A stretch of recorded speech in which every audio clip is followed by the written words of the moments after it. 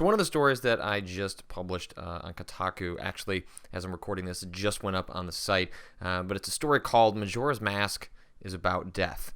And it's something I've been thinking about a lot as I've been playing through Majora's Mask. I was 15 years old when Majora's Mask came out in 2000, and I'm 30 years old now, so weirdly, I played that at the halfway point of my life, and 15 years later, Majora's Mask has come out on 3DS, and it was always difficult when I would think about that game, and I would defend it, and I would talk about why it was interesting, and there were all these things that I liked about it, but in some way it felt a little bit intangible, because how do you articulate why you liked something when you were 15? You know you liked it, you know that you enjoyed it, but actually figuring out what was enjoyable about it, why it left such an impact, is kind of difficult to do without going back to it. But of course, my life these days involves me playing a lot of games, involves me playing new games. Going backwards is kind of difficult. I need to have a justifiable reason to do that.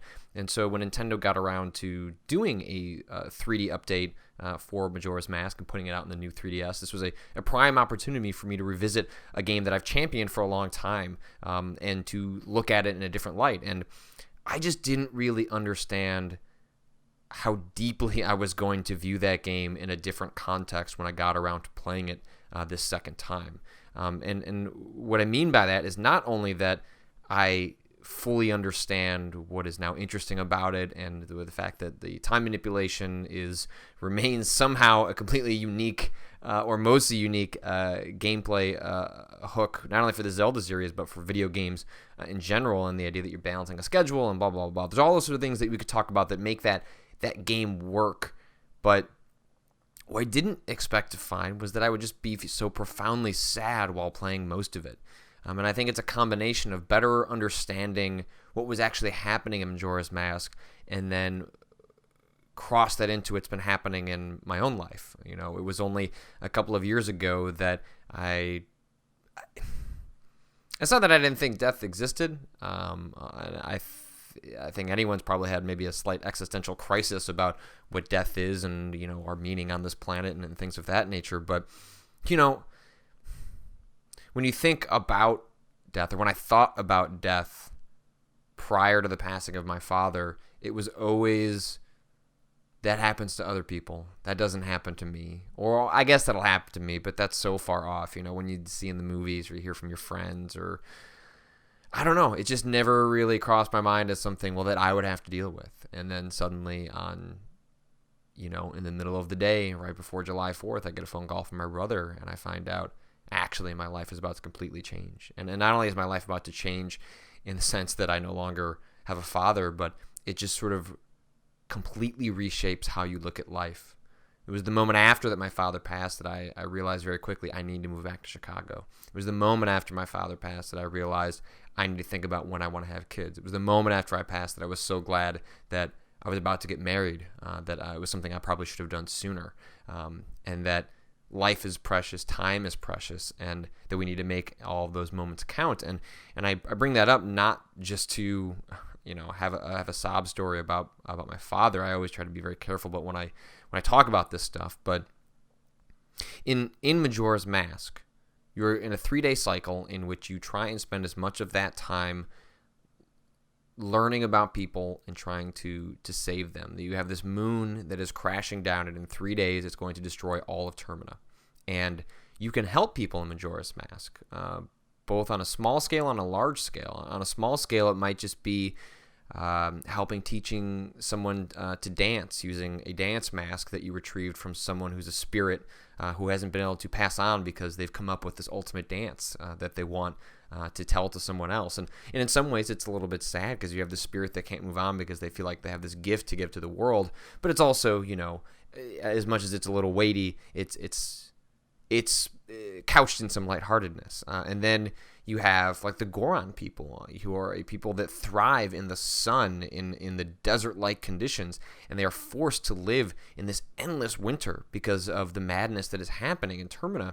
And Link is able to save them. Link is able to track down Darwani, one of the leaders of the Goron people, who left his tribe in order to try and save them and died in the process, and then wanders around his village just racked with guilt and feeling as though he needs to watch the destruction of his people to wrestle with what he was unable to accomplish. Link finds him and is able to put him at peace and try and bring hope to these people. But even when you complete that temple, even when you bring sun and happiness and hope to the Goron people, when you rewind time, because inevitably you run out prior to finishing the game, when you rewind time, that doesn't stick.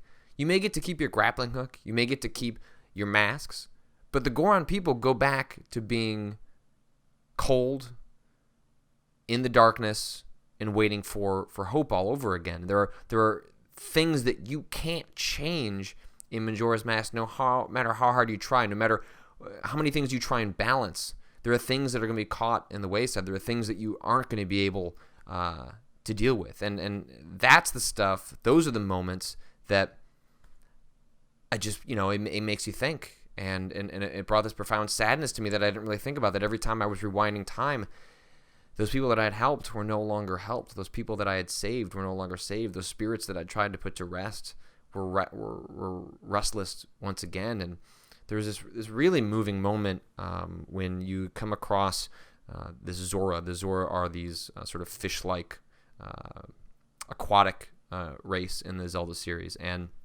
there's a Zora who is just floating face down in the water when you come across them, and you're able to drag them to shore. And their last ounce of energy is playing you a song that lets you know there's trouble brewing for one of the other Zoras. Their eggs have been kidnapped, and this Zora Maku, I'm not sure how to pronounce his name exactly, tried to go save those eggs from the pirates nearby, was killed in the process. And when you play your song of healing, rather than that just bringing him back to life, him giving you a mask and then going on your way, which is, I guess, how I thought that happened when I thought about the game in my 15-year-old context. But when you actually play it, he looks at you, he thanks you. The game transitions to a cutscene in which it's not given any context what this scene actually means, but he sees this girl, Lulu. They hold hands, and they walk into a white light. Now, Lulu hasn't died, but it seems to be insinuated that we're seeing the final vision of this individual before they pass on to whatever afterlife exists in the Zelda series, or perhaps there isn't one. Maybe this is just, Link's insight into someone's final thoughts before essentially the synapses in their brain stop firing. And then, I would see stuff like that, and you can't help but reflect on your own life. You can't help but reflect on, the people that have moved on.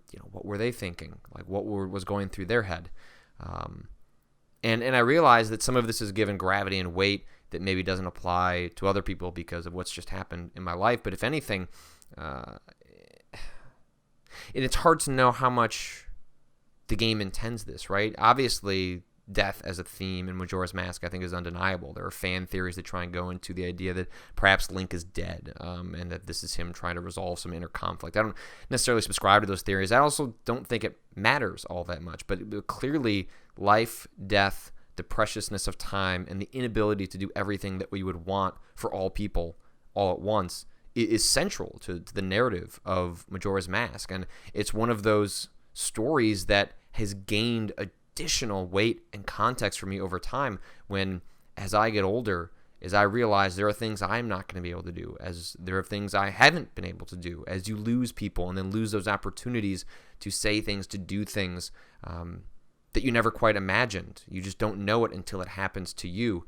It's a story that just seems so incredibly powerful, so incredibly prescient, and just not a topic that we see addressed in games, let alone in something like the Zelda series, which is, traditionally a story about hope and saving the world. And yes, there's a little drama and kidnapping and other things that happen along the way, but it's not one that deals in serious issues that our lives can better inform. And yet, as I play Majora's Mask, as I experience these stories, as I think about them, I'm just more and more impressed. And it's one of those that I wonder, however much is actually put there by the game, I'm not sure, right? Unless I was actually to talk to the developers, I don't have a sense of, well, what did you mean by this? And maybe they didn't mean anything. But I think that's also it's a testament to sort of the broader context in the narrative that it sets up, which allows you to project yourself a little bit into it. And I think those are really powerful when stories allow you to graft onto it. And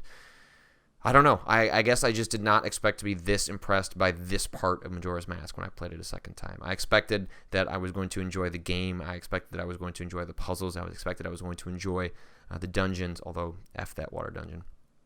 But the narrative has just impressed me and justified how I felt when I was that young. When I was 15, there was no way I could interpret these things this way. I just thought the game was interesting, and there were masks, and you control time. You were just an all-powerful deity that was doing all these wild things.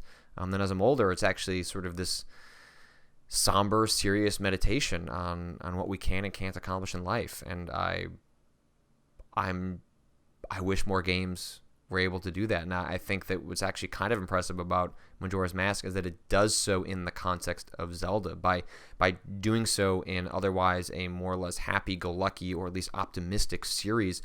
You put your guard down, and then when they can play stories like them in here, it affects you in a way that you don't expect. It affects you in a way that would be different if you were sitting down for a drama. You know, when you sit down for Gone Home or something like, or Valiant Hearts, like you're expecting something that's going to be kind of sad and dramatic.